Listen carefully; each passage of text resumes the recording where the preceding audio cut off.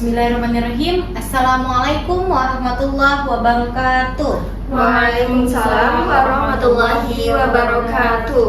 Halo teman-teman semua, selamat datang di podcast Pendidikan Agama Islam yang akan kami bawa. Di sini kami akan membawakan tema terkait fenomena kekerasan dalam pacaran, perspektif pendidikan agama Islam. Yang dimana di sini kami akan membawakan tema yang berjudul fenomena kekerasan dalam pacaran, perspektif pendidikan agama Islam. Nah, di sini pada kesempatan ini kami akan membahas sebuah kasus yang sedang viral di media sosial. Tentu sangat panas ya sekarang teman-teman, di era sekarang, di waktu-waktu sekarang, yang dimana dugaan seorang perempuan yang mengalami kekerasan dan penyekapan oleh pacarnya sendiri sehingga korban mengalami luka yang sangat berat sekali dan tentu sangat serius. Nah, tentunya kami di sini mengikuti proses hukum yang sedang berlangsung, yang dimana podcast ini bukan untuk menghakimi seseorang, tetapi juga agar kita mengambil hikmah dan melihat bagaimana pendidikan agama Islam memberikan solusi terbaik terhadap fenomena ini. Di sini saya selaku host Nilna Naratul Aulia dan ditemani oleh rekan saya yaitu Fariha As'ad, dan di sampingnya ada Adinda Husnul Khotimah, dan di sampingnya ada Nailul Muna Salsabila. Baik teman-teman, di sini kita akan lanjut membahas terkait kasus kekerasan yang sedang kami bawa ini. Nah, di sini bisa tolong dijelaskan Saudari Fariha terkait bagaimana sih kronologis singkat kasus tersebut? Baik teman-teman, kasus ini menjadi perhatian publik karena seorang perempuan diduga mengalami penyekapan dan penganiayaan oleh pacarnya sendiri selama bertahun-tahun. Nah, korban dikabarkan mengalami luka fisik yang sangat serius, kehilangan kesehatan, serta mengalami trauma mendalam akibat kekerasan yang terus-menerus dilakukan oleh pihak pelaku. Wah, dari cerita yang kita dengar tadi oleh Fariha As'ad, betul-betul sangat kasihan ya, dan rumit sekali teman-teman terkait kasus kekerasan ini. Baik, selanjutnya kita akan masuk ke pandangan Islam. Bagaimana Islam memandang hubungan pacaran seperti ini? Saya akan lontarkan ke teman saya Nailul Muna Salsabila Masrum. Baik, dalam Islam Allah Subhanahu wa taala itu memberikan batasan agar manusia tidak terjerumus ke dalam hubungan yang membawa mudarat.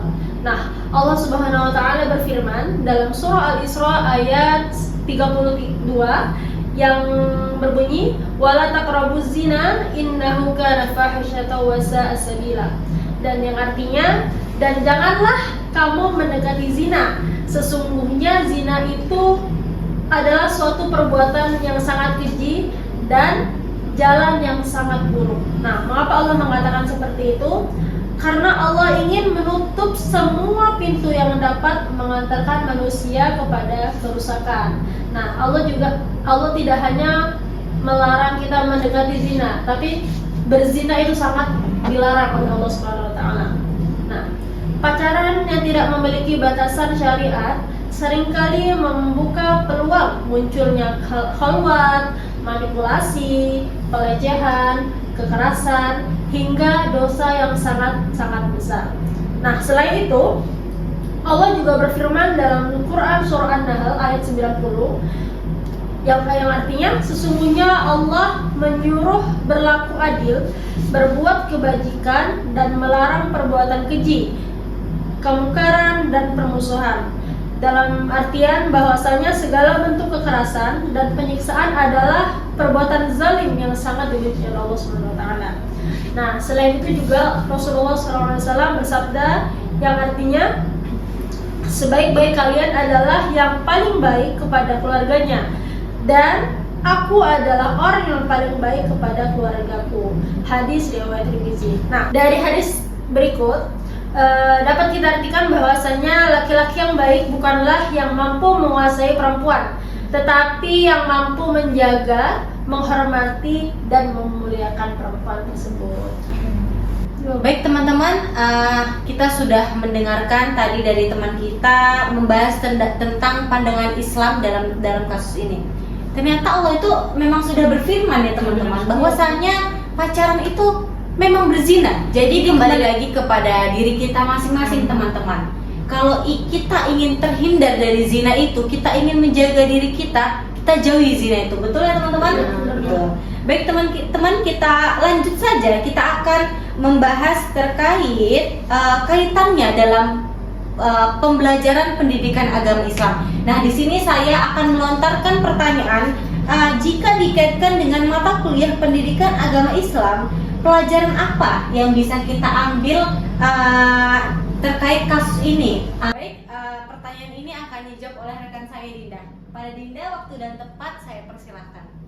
Oke teman-teman, langsung saja ya, saya akan menjawab pertanyaan dari host. Ada banyak sekali nilai pendidikan agama Islam yang bisa kita pelajari dari kasus ini ya. Yang pertama ada aspek akidah. Kenapa kita bilang aspek akidah?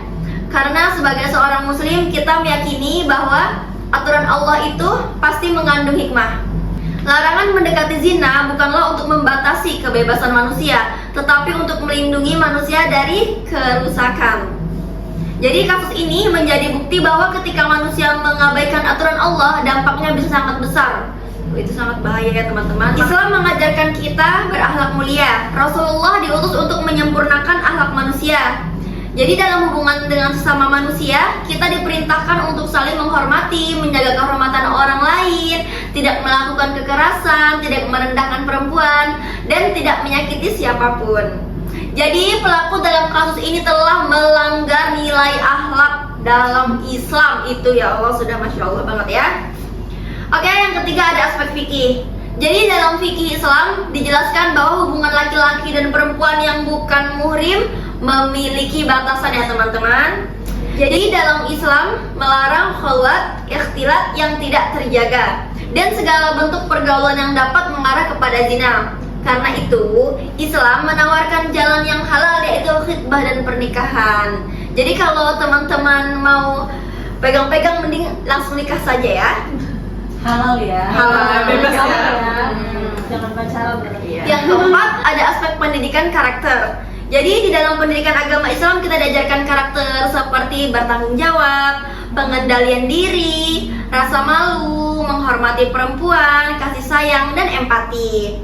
Karakter-karakter inilah yang sebenarnya dimiliki setiap muslim. Oke, yang kelima ya, ada hak asasi manusia dalam Islam. Islam sangat menjaga jiwa manusia. Allah Subhanahu wa taala berfirman dalam surat Al-Maidah ayat 32, yang artinya barang siapa membunuh satu jiwa tanpa alasan yang benar, maka seakan-akan ia telah membunuh seluruh manusia. Masya Allah teman-teman, kita sudah mendengarkan penjelasan dari teman kami Dinda terkait kaitannya dengan pembelajaran pendidikan agama Islam. Sangat luar biasa ya materi-materi yang disampaikan teman-teman tadi. Baik, kita lanjut saja teman-teman. Kita akan membahas terkait dampak pacaran. Nah, kalau menurut kalian semua nih, saya izin nanya ke Fariha ya, apa saja sih dampak pacaran yang tidak sesuai dengan syariat Islam? Bisa bantu dijawab, Fariha?